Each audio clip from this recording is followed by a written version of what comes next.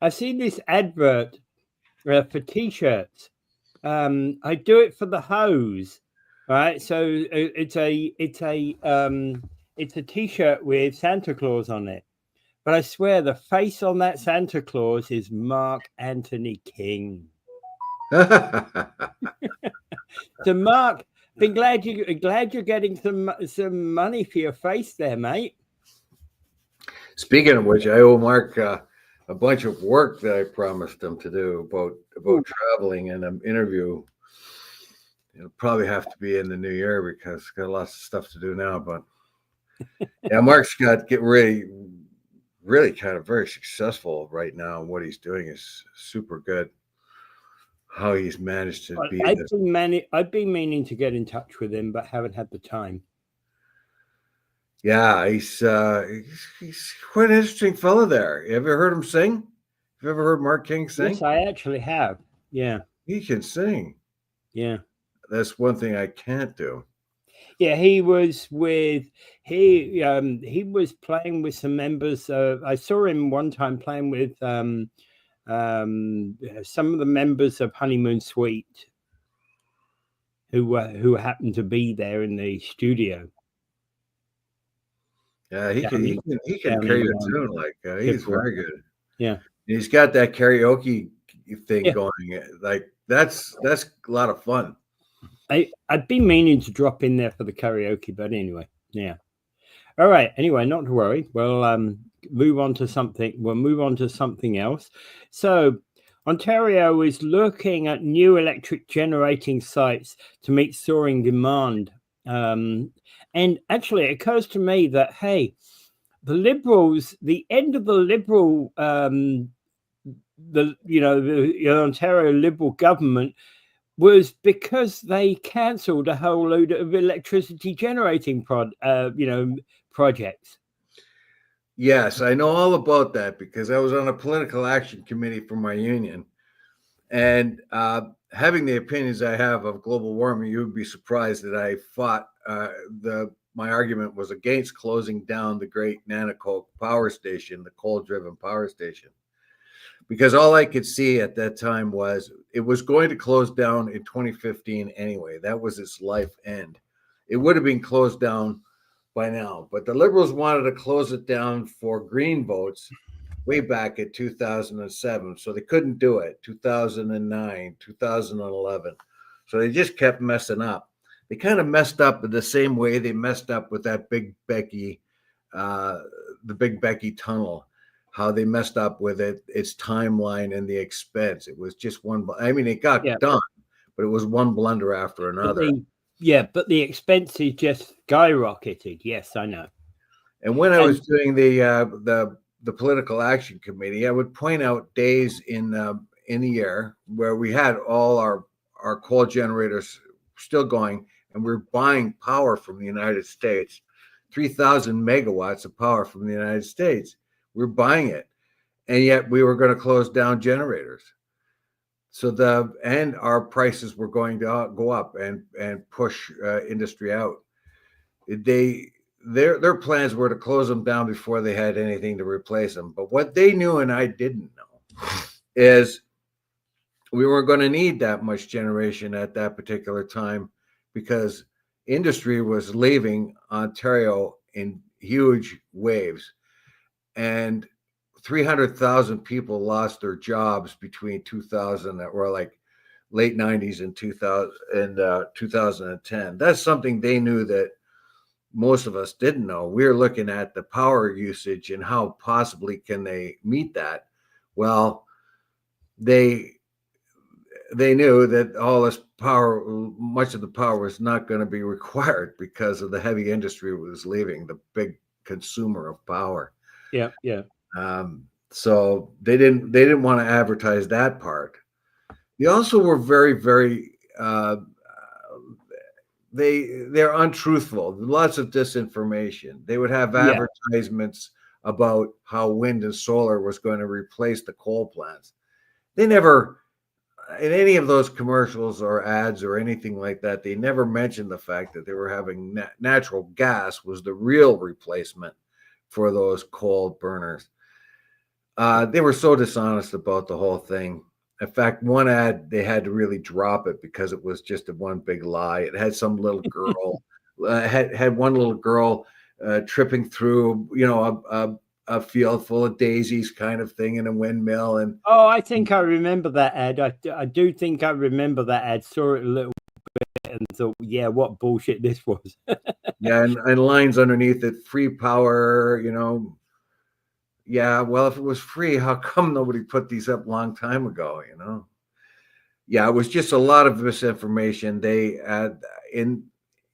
was a big surprise to me how much the government used the fallacies that people believed in. They didn't. They worked on those things that people believed in that were untrue, and didn't bother to, as long as it didn't affect their line or it was actually a plus for them. They didn't bother educating the consumer. They didn't say to the consumer, yes, we're going to knock down this coal plant. We're going to build gas plants instead and augment that with wind and power. They said, no, we're going to put all this wind and power and that's going to replace the coal plant, which was just a big lie. And it was just the amount of ignorance that. But again, it's a new generation. It's a new era now, and Stephen Lecky's says the province is on track to meet the rising electricity demands through 2035. And interesting, Nanacoke is one of them, of course. Nanacoke and Haldeman County, Lambton in St. Clair County, and Wesleyville in Port Hope, the plants that they're looking at building out. So they already have the property at Nanacoke, don't they? Yes, they have then the property at Nanacoke, where they're going to turn what used to be the world's largest coal yard into the world's a huge nuclear generator. Now this is something because we need it. We need it, and we've talked about this before, that the United States is going to expand its nuclear power. So is everybody, and Ontario especially is. Ontario is going to try to become return to its industrial roots. It's going to need ample amounts of power.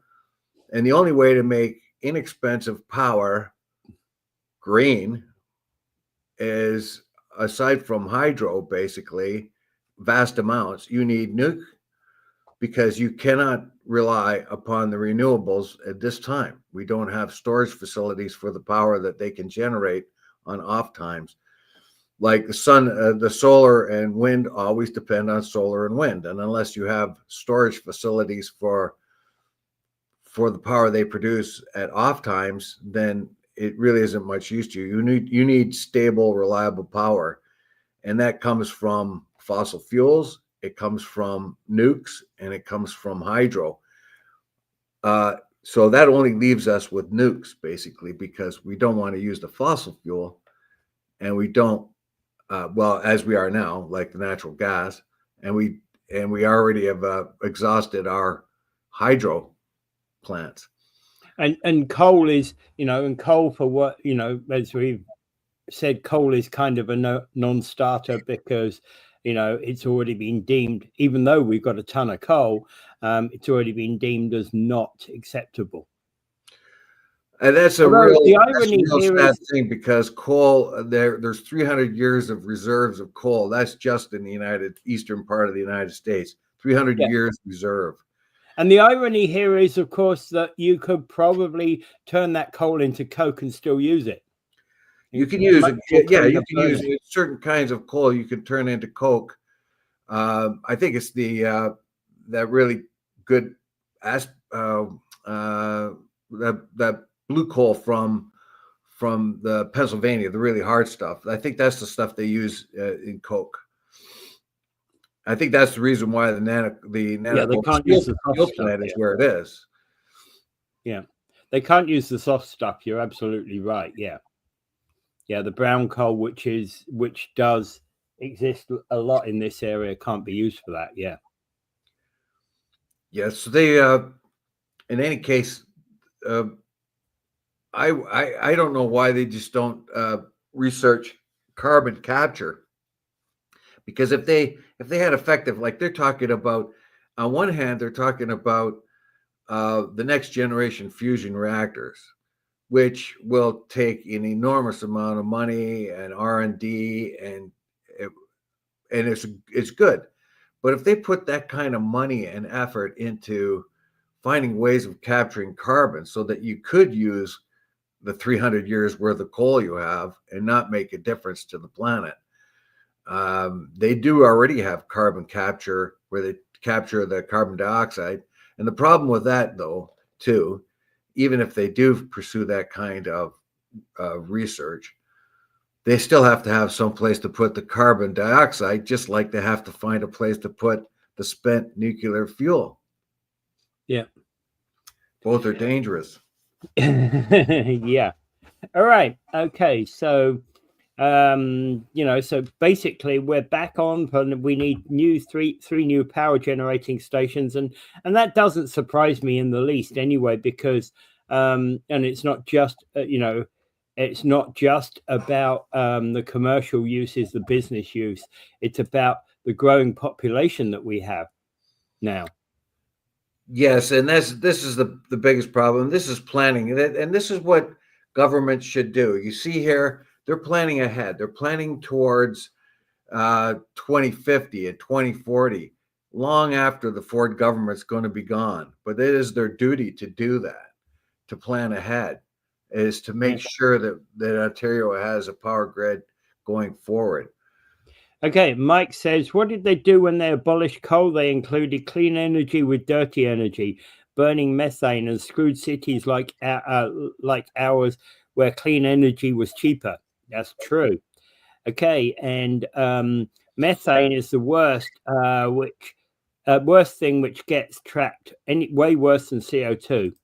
Okay. Yeah, methane's about 16 times worse than CO2. The only good thing about that is methane removes itself from the atmosphere within about within a few years. I can't remember how many, but CO2 hangs in there. So CO2 in the long run is the worst culprit because of its durability in the atmosphere. And with no plan for nuclear waste, we have to stop the stupidity. They do have plans for nuclear waste, but they don't have really good ones yet.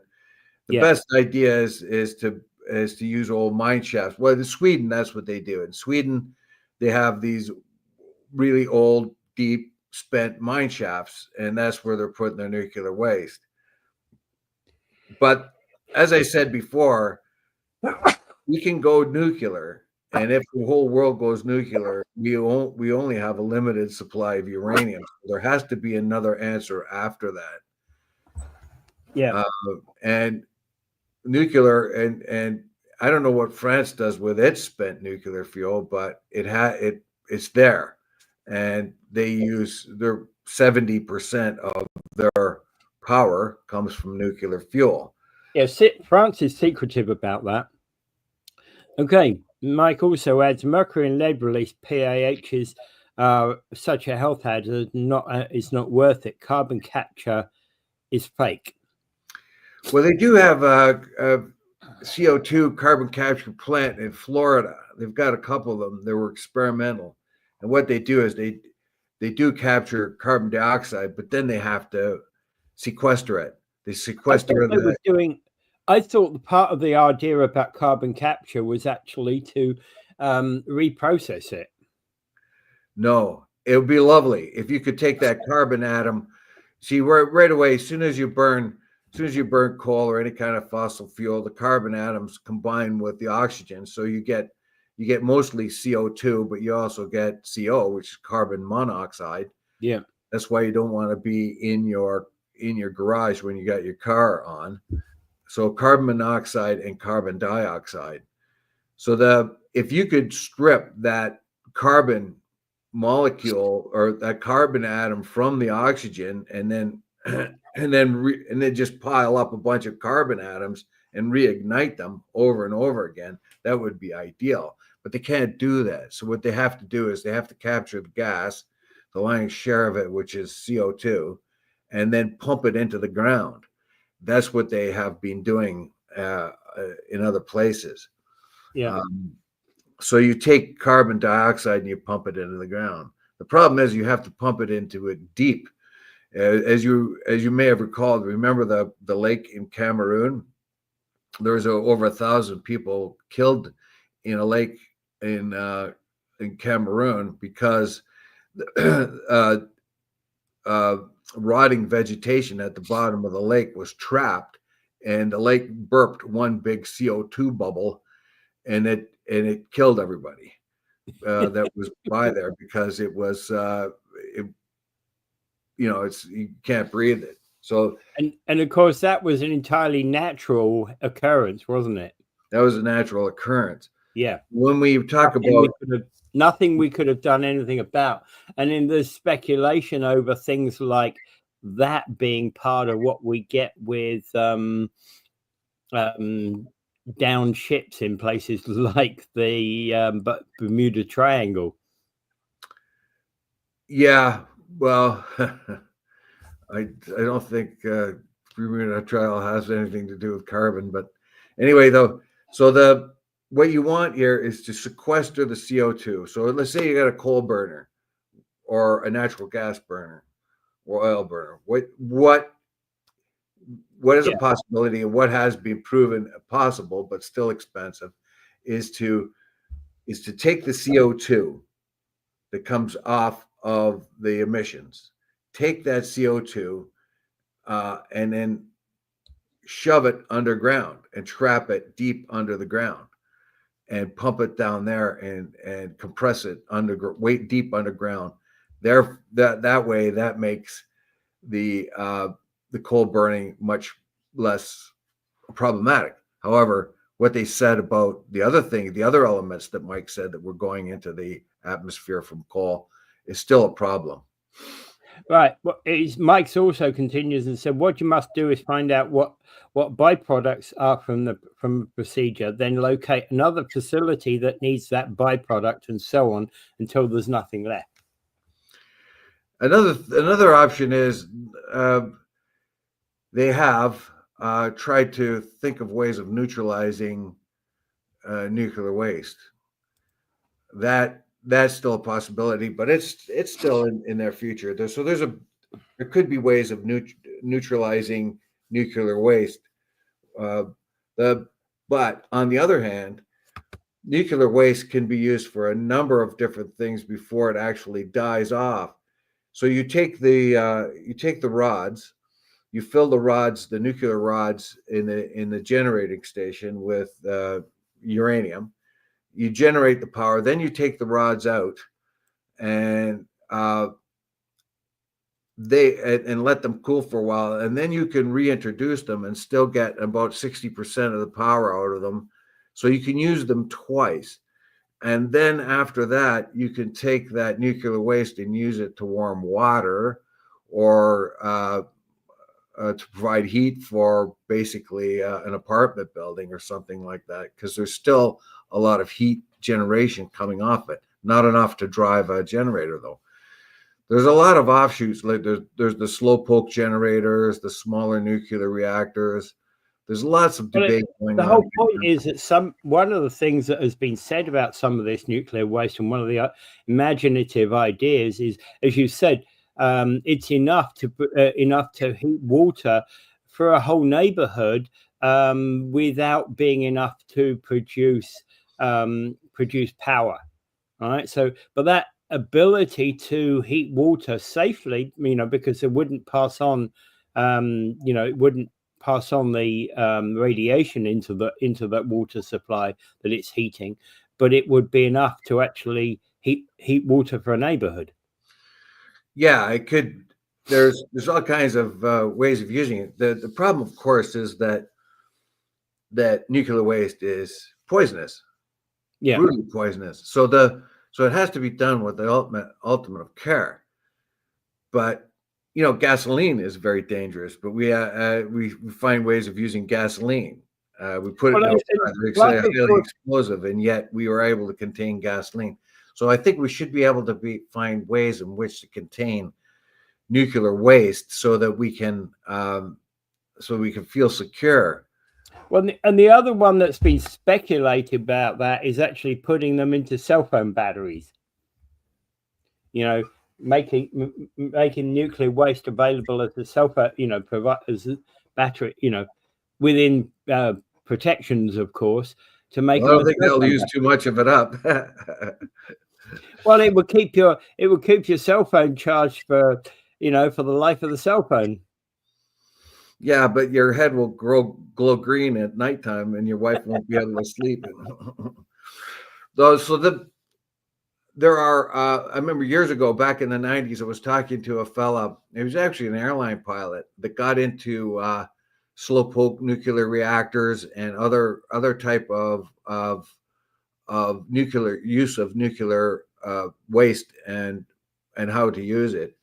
Up north in our indigenous areas up north, they use a lot of diesel fuel. They got to run diesel generators all the time, and there is a lot of good science that says you could put these nuclear waste, which normally we throw out, that we can use it for a long time to continue to make small amounts of power and in isolated areas, which would mean we would pollute a lot less, and it would be a lot less expensive. Well, that is that is the bonus, and as I say, that's like the concept of your cell phone, your atomic cell phone.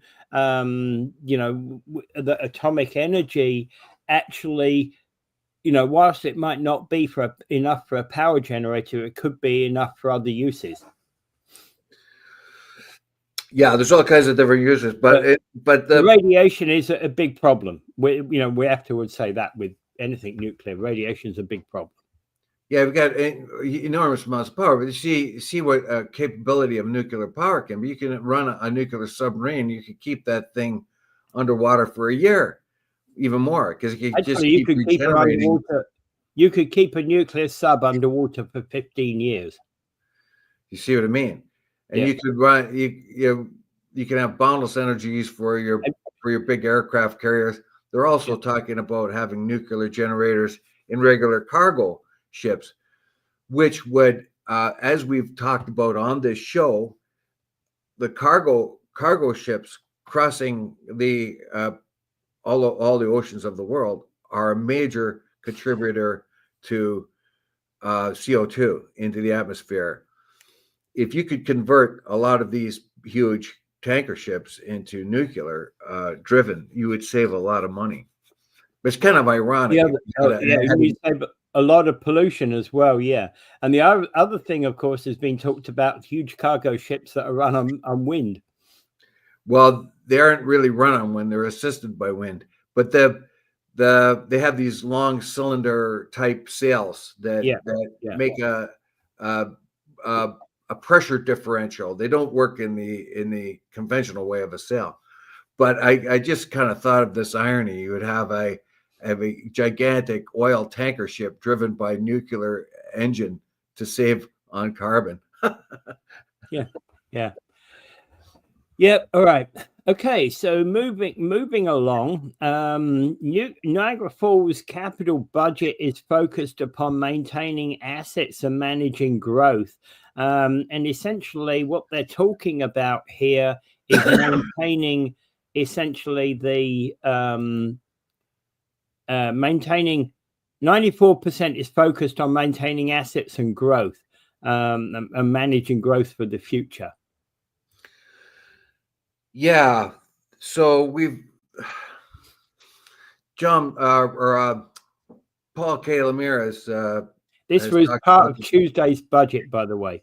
A meeting, by the way. So Paul K. Lemire has talked about this on his show. He's been extremely frustrated about what was going on there. So basically, what they have here is it's been a couple of days since I read it, I think, but if I bring up the article, it was the things that they are going to maintain. Basically, they said they got to worry about their quotes, because one of the quotes in the article says, if we maintain the stuff we have, we don't have to buy new later, or something like that from Diodati, which is just thought to myself, well, how isn't it that preventive maintenance is something new here? I don't know if he really was quoted well enough or not. Let me get that up here. That's an intro. Okay, yeah, what is his quote? Because it says here the budget book includes cases for 125 capital projects, submissions with gross value of 70 million.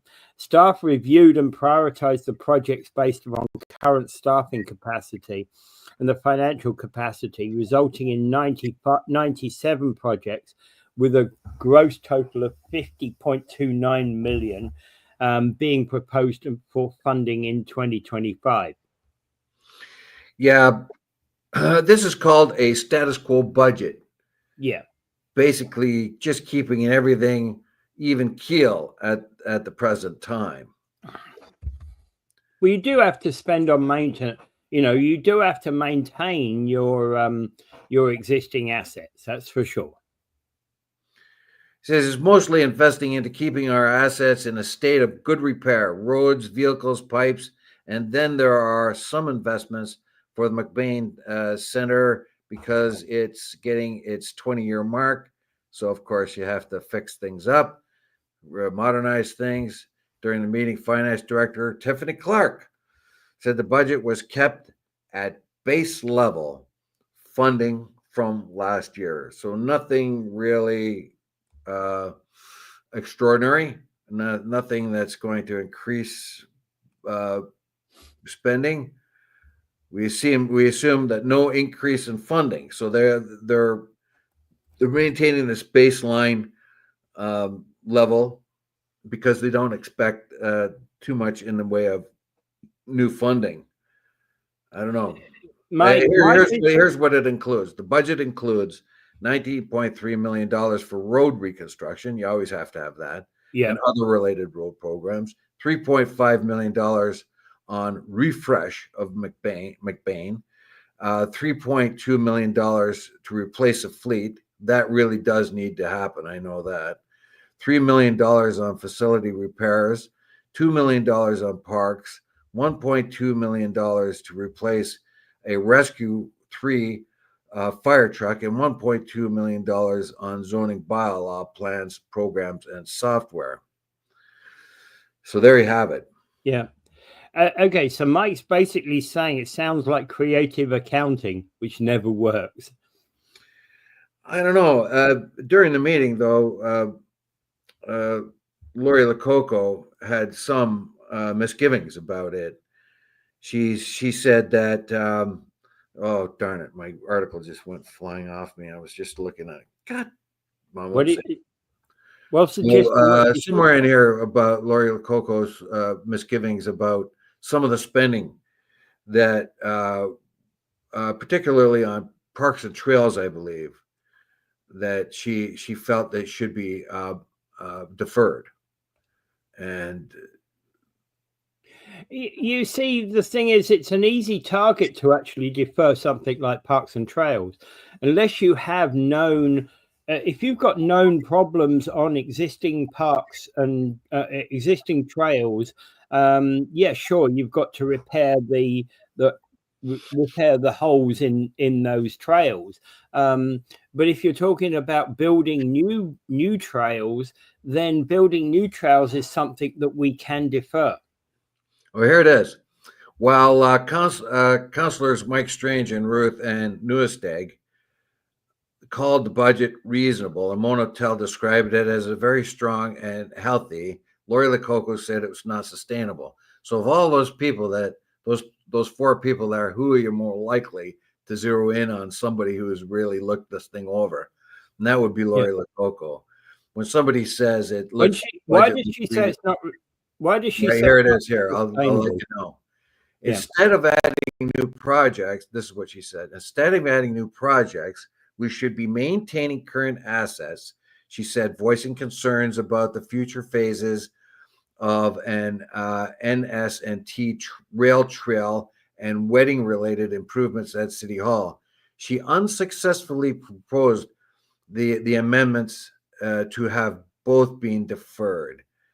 Basically, she's not saying get rid of them, stop them from happening. But she says this is not the time now to spend money on that.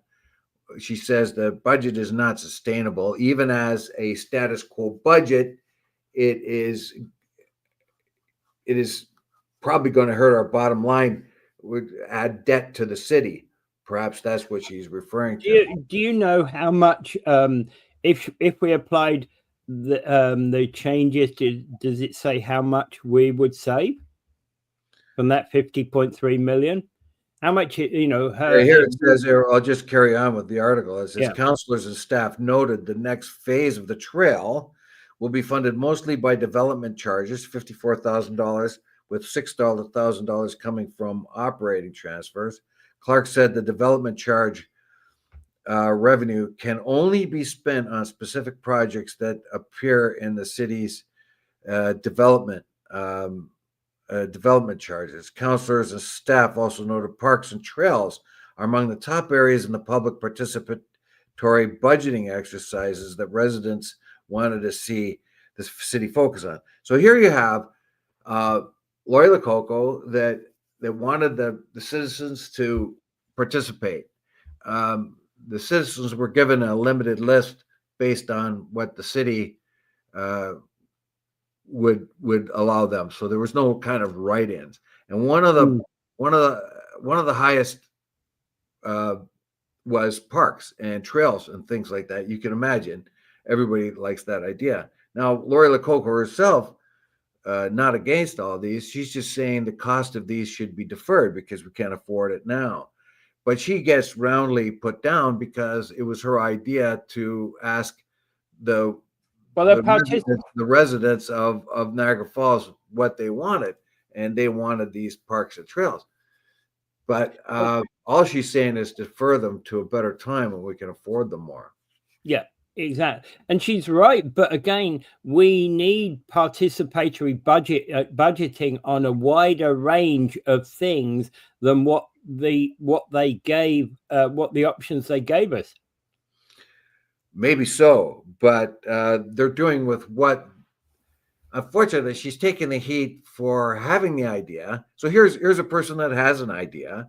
Oh, right? I know. Ask the residents of the city for their ideas, and then does what she's supposed to do as a counselor. Sees, is it plausible? She doesn't say like get rid of it. She says defer the cost for now. Yeah. And then she takes heat for saying, well, this is your idea. Well, she's not saying get rid of it. She's saying, yeah, the people like it, but can we afford to do it right now? Yeah. I really don't see what the problem the other counselors have with that. It is a reasonable interpretation of the feedback they got from the residents and how you blend that with the available resources you have. I think we need the participatory budgeting, but we also need open comments available on it so that I can then, if I have enough knowledge about it, I can say this and that and the other project I don't believe we should be going ahead with. Well, then they'll ask you for your expertise. Well, basically, yeah, if one thing I think we can drop right away is the dog agility device. Yeah. I mean, seriously, the dog agility advice? Yeah, what good is that? You know, something like that, or the concrete chess tables or something like that, or the concrete ping pong tables. That's all fluff. Oh, come on. I need those ping pong tables, Dave. Can be added later. Come on, we need those ping pong tables, Dave. Come on. You're taking my pride and joy away. We need more like a people agility device.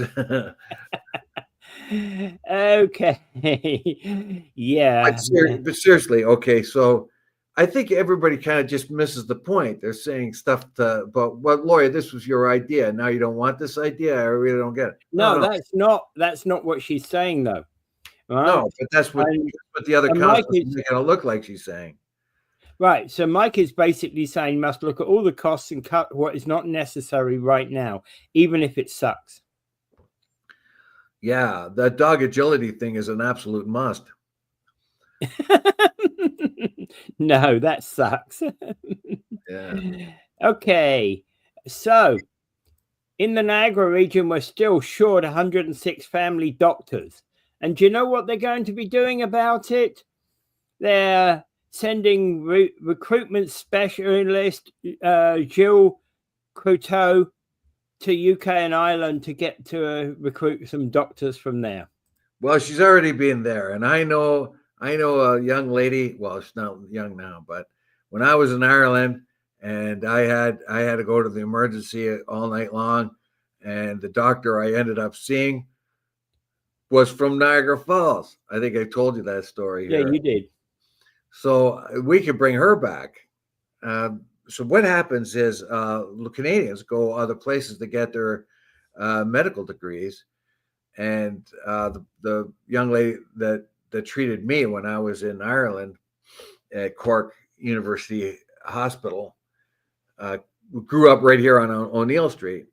Well, they typically will get jobs maybe in other places of the world or here, but what they're doing is they're trying to get the doctors from there who are already Canadians to come back home and work here at $106. I'm not so sure paying this lady to do that is going to be that effective. It sounds like one of those government jobs that, a lot of smiling faces, but nothing gets really done. But there's also now stating here that there's also a need for more medical school and residency spots in Ontario. Yeah. So actually, Jill Croteau recently, that's her name, returned from Ireland after meeting with medical schools graduates in an effort to bring more family doctors to Niagara. I'm not so sure the Irish would be too happy about that. They probably need the doctors themselves. Yeah. Now, we met with 150 medical students who are Canadian, and that's important here because they're going offshore to do their medical. And that's another big problem here in Canada. We've never been able to get our medical education facilities here in Canada to meet the demand anywhere close. We have a lot of people that would qualify, but they just don't have the ability to educate them here, so that they go somewhere else. So we met with over 150 medical students who are Canadian who are looking to learn about the pathway back into Canada. Couteau, an employee of Niagara region. So I think that was a nice little job she had, really going to Ireland and Scotland, hanging out, going to pubs, and when she had space between parties, go and look for doctors, and that's what I would do. The meeting, hosted by the Royal College of Surgeons in Ireland, included students from all 6 medical schools on the Emerald Island. Okay. So that's what we're doing right now. We're trying to get doctors. Mike has an idea. He said make medical degrees free as long as you sign up to serve 10 years or more in Canada. Well, that's the problem, Mike. We don't have enough facilities to educate our doctors as it is. For years and years and years, people who would normally qualify for medical school were eliminated because they only had the capacity to take so many. Yeah, it would only take the top 100 when actually 300 or 400 would qualify to become medical students. But we didn't have the capacity to turn them out, and that's been an often used argument against us here. So what we have to do then is depend on people educated in other places. Well, we got a situation. I know that a friend of mine's child is going to do their medical degree in the Caribbean.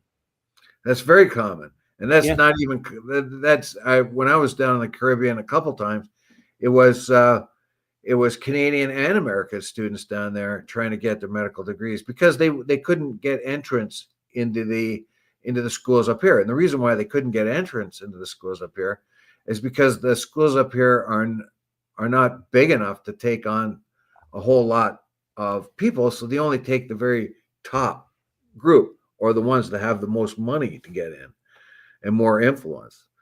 We saw by the Harvard and scandals and Yale and the Ivy League schools that it was a lot of people with influence got into the schools and with money and that goes for medical schools and dental schools and everything else. If you have if you have pull, so the problem really is you have a lot of people capable of becoming doctors that can't find a way into being educated. So that's why this lady actually is going to Ireland and Scotland and trying to bring Canadians that are already there getting their medical degrees to come back to the Niagara region. Yeah. Well, the other thing here is that we've got 40, every year 14% of our current doctors are eligible for retirement. Yeah, well, our doctors are getting long in the tooth. Yeah. And we haven't been able to replace them. Well, I know we have massive amounts of immigration in the last few years. Where are we going to be able to treat the new people coming in? I know a few people who saying that they've had their same doctor for 20, 25 years or more, and their doctors are now in the late 60s, late 70s, and some even in their 80s now. Oh, sure. I had one doc. I've had two doctors, since I've been 14 years old, too. Yeah. Right. When the one retired, I got the other one. But back in those days, it wasn't hard getting a doctor. Yeah. It is now. So it's so this is the needs of the area. So and we have a lot of money and lots of carrots dangled for medical personnel to come to Niagara. I feel that this is it seems to be I don't know, I can't see us avoiding that kind of thing, but it does put the northern communities at much more of a risk. Northern communities cannot give a $100,000 bribe for I'll call it a bribe because I'll be glib, $100,000 bribe to come to their town because they don't have that kind of money. And once they get there, they have less to attract a doctor. I'm not even sure that our cities can afford to do that either. They are. Well, we had it right here in our. No, sorry, you misunderstood what I said. I said I'm not even sure that our cities can afford to do that either. Well, I'm talking about budgetary. We cannot afford it. Well, it's going to be priority expense, I think. If you're going to spend money on something, and if you need doctors, your residents are going to allow you to use money to attract doctors for sure. They may not be too happy about a dog agility device, but they most certainly would be okay with you spending money on getting a doctor into town. Right. Randy, it's interesting that a Canadian medical education in another country is considered valid, yet a person from another country educated in that same other country is not recognized. Interesting, yes. Do you think that last night's Chicago Bears game displays the power of gambling? Okay. Where we cannot refine our country's crude oil supply, so we can't refine our crude and medical students either. Not a serious nation. Okay. What about our crude student supply? And Mike's agreeing with Mr. Baker. Yeah. Okay. Yeah. So I don't know. We need doctors. I mean, I find it. I don't know. I just get so frustrated when I see that when we had these ambitious plans for immigration, and nobody really thought about what we're going to, well, housing was the big thing. But the other thing, we're already strained on our health, our ability to provide health care for our citizens without the immigration numbers. Who really couldn't see this coming? And now we're in trouble. We don't have enough doctors. We don't have enough houses. It just drives me insane. Why didn't somebody think, well, for every immigrant that comes into the country, we have to build a house or someplace for them to live. And for every immigrant that comes into the country, we have to make sure that they have medical care. Nobody thinks of this ahead of time. It just drives me insane. Mm-hmm. Okay. So we can't really leave the week here without looking at the border issue.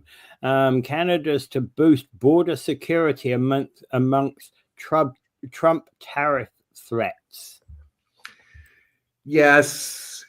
Well, to my surprise, not to my surprise, really, but kind of like my surprise, the United States has claimed that Canada is a threat as a gateway for terrorists. Now, we've heard this time and time and time again. They always kind of blame us for stuff like that. When the 9/11 attacks came, the first thing I heard was terrorists that came into the United States from Canada. And they never backed down upon that, even though it was later proven to be false. Well, yeah, they kept it going for a long time. And the other thing about this is that they're to note current figures, right? October 23 to September 24, about 5,000 kilograms of drugs, largely marijuana, were seized by American authorities on the Canadian border. And that's down from some 25,000 kilos in the same period a year earlier. Remember, this is cannabis too. And why do you think that's coming into the U.S.? Well, we come into the U.S. in areas where they can get it cheaper here than they can down there. And of course, a lot of it here is being grown and all that. And cannabis is kind of a low-level threat anyhow. But politicians who want to inflate or misinform will say, "Oh, wow, we caught a lot of drugs coming in from Canada." When you're talking, we had 20 kilos of drugs coming in from Canada. Well, if it's marijuana, it doesn't sound so bad. But if it's kilos of drugs, I don't know, that politicians will use that. They won't. They won't. I don't know. Well, according to the figures also that I've got here, U.S. Customs and Border Protection registered 199,000 encounters at the border with Canada between October 23 and September this year, which includes people caught entering the U.S. illegally, as well as people who were deemed inadmissible at the port of entry. Well, they apprehended 19,000 more people coming into the U.S. now. But again, one of the questions, that's quite a bit more than at any other time. One of the questions that I have, Dave, though, is that if we've got people who are legally allowed in Canada, but at the same time, those said people are not legally allowed in the United States, when you come to the border, if you drive across the border with the United States, there is no outgoing customs check to ensure that hey, you're not permissible into the United States. What do you mean outgoing? When you're going across the road border, nobody checks whether you're valid to go to the United States, right? That occurs on the US side of the border. Dave?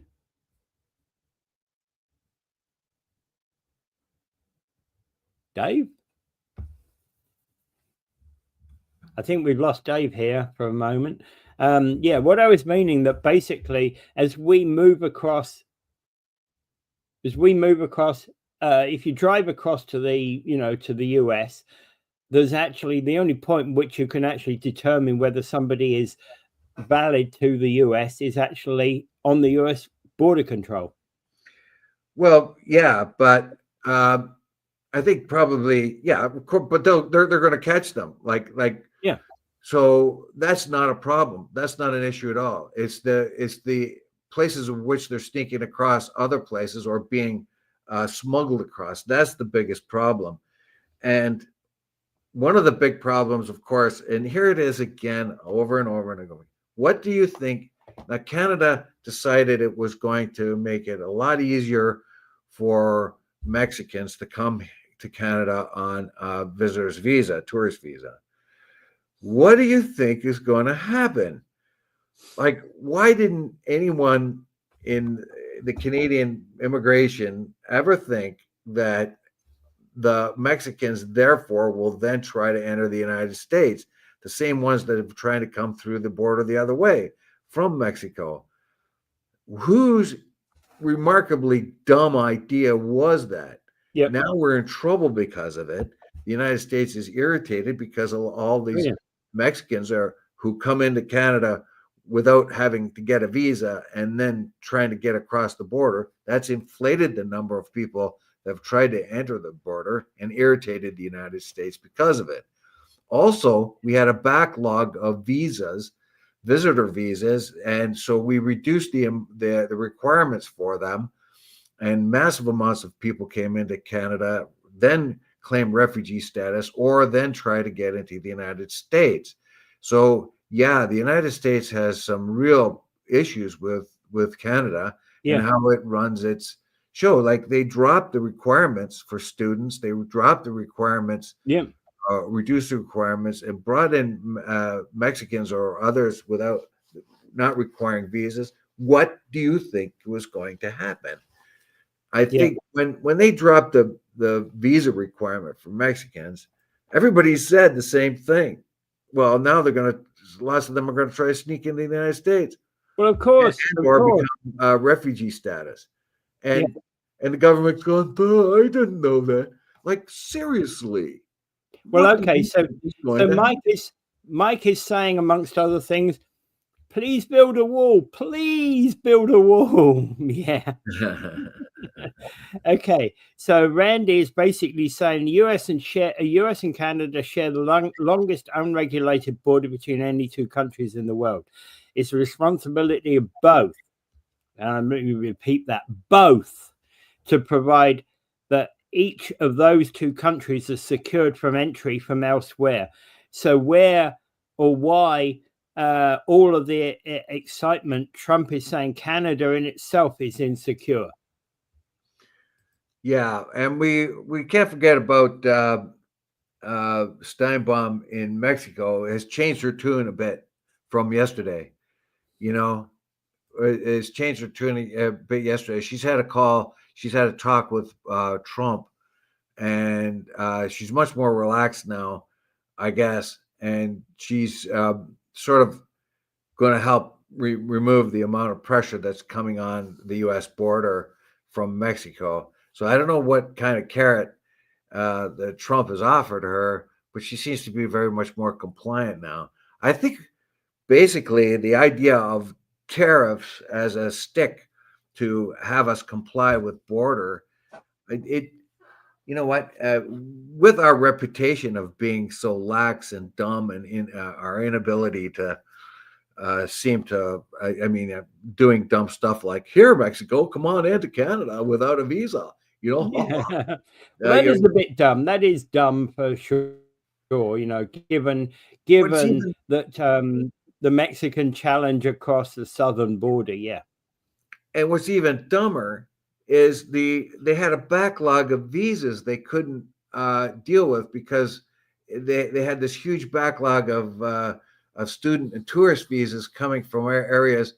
They decided to just kind of wipe out the backlog by reducing the amount of criteria to let people into the country. And what do you think is going to happen? right? Yeah. You get thousands of people coming to Canada on visas of one kind or another, either doing one or two things, claiming refugee status or trying to jump into the United States. When you do dumb stuff like that, what do you think is going to happen? I can't understand it. It's like these people don't know anything about common sense. If you take your hand and put it on a hot stove element, it's going to burn. Yes. Yes, exactly.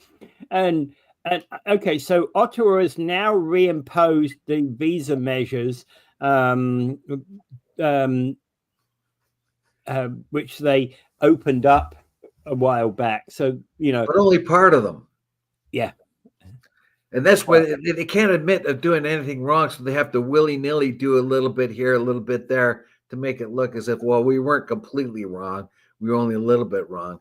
Half measures seems to be the Trudeau way of I don't know. Just admit it's wrong, get it done. That's it. Okay, so in September, a bipartisan group of US senators put forward legislation to strengthen security at the border with Canada. The bill would require the Department of Homeland Security conduct a more northern border threat analysis to update its strategy there. So they're talking about that being part of what Trump wants to do, of course. Well, they have honest, real concerns. I mean, most of the tourists, the terrorists that get in the United States get into the United States directly. They don't come from here, no matter how many times you want to say that. Yeah. But there are terrorists that could make their way into the United States. Remember, they had the father-son pair that were going to attack Ottawa and New York City. They came into the country, and they had our clumsy immigration policy could not screen them because they had too many rights. Even though they were red flagged, they had to let them in. And when they were asked about this, how did this known terrorist get into the country? Everybody says, well, we did everything right.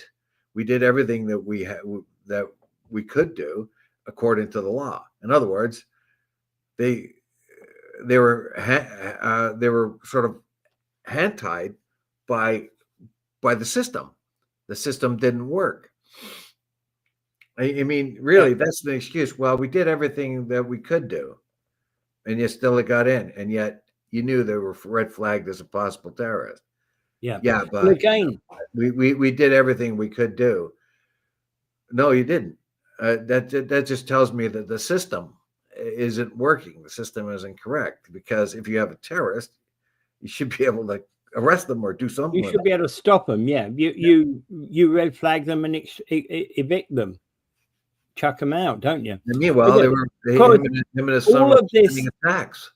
All of this insecurity has caused US elect Donald Trump's border czar to say that that national security, there's an extreme national security vulnerability along the Canadian-US border, right? And that is one of his highest priorities when the Republican administration takes over. So how much of that is bluster and how much of it is truth? Yeah.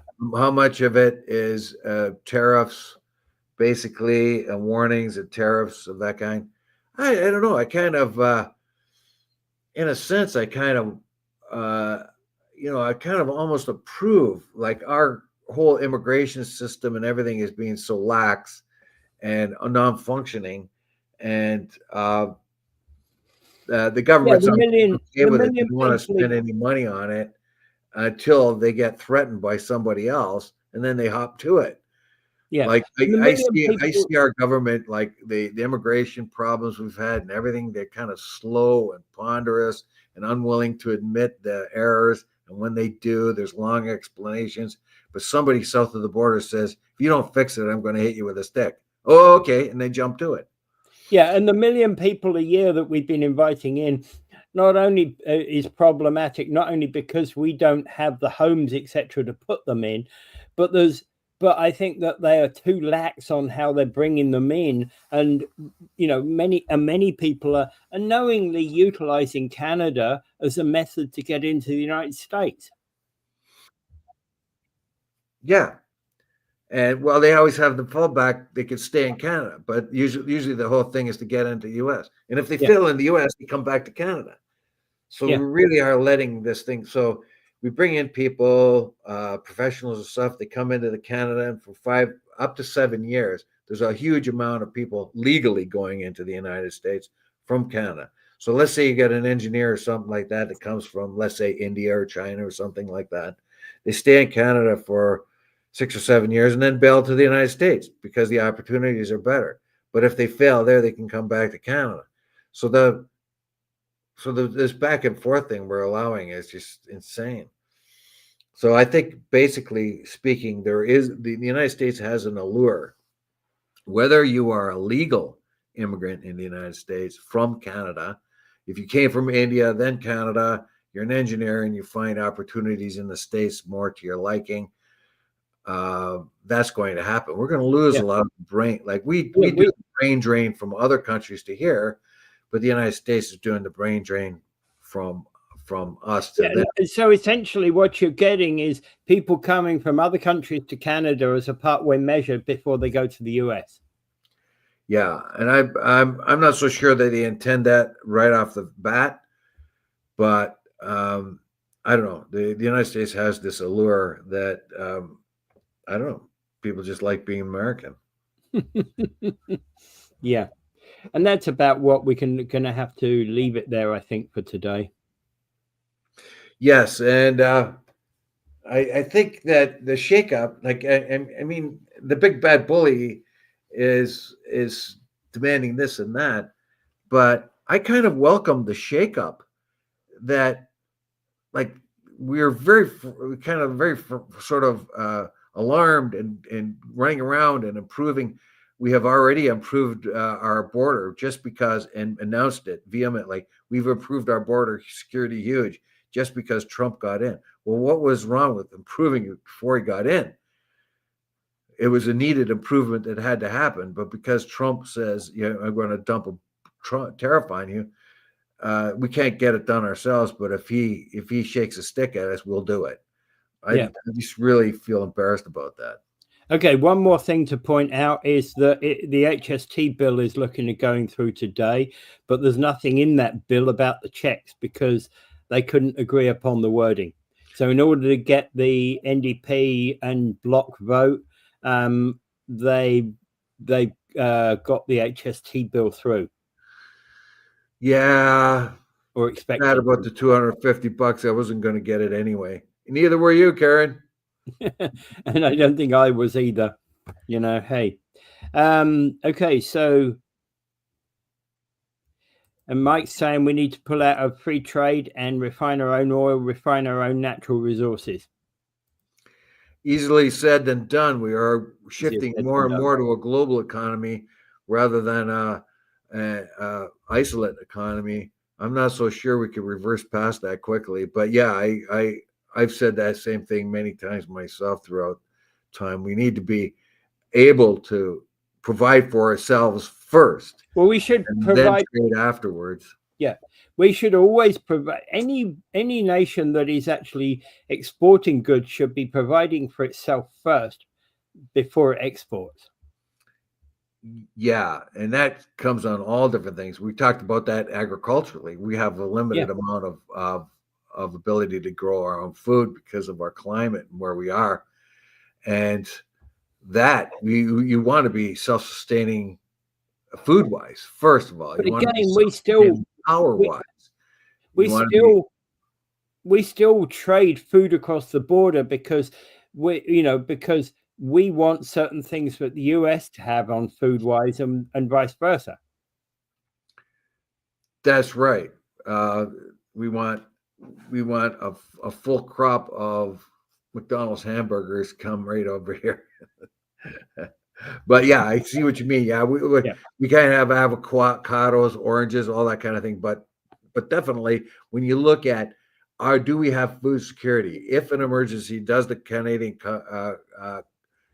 Canada have food security? I'm not so sure we do. Right, Karen thinks she will get the check because she claimed earnings. Yeah, but you're a senior, aren't you? Like you're retired. You're not a person that lives 100 or gets $150,000 or less and as a working person. That's the limitations for the check, isn't I it? don't know. We'll see. We'll see. I'm always very cynical about these because I've just, heard so many. Oh, you'll be getting a check. Yeah, it never arrives because I'm self-employed. Yeah. Well, if you get a check, Karen, let me know and we'll go party. All right. Okay, so I think we can call it quits at that point. Okay. Without further ado, I bid you adieu. Pray for peace, everyone.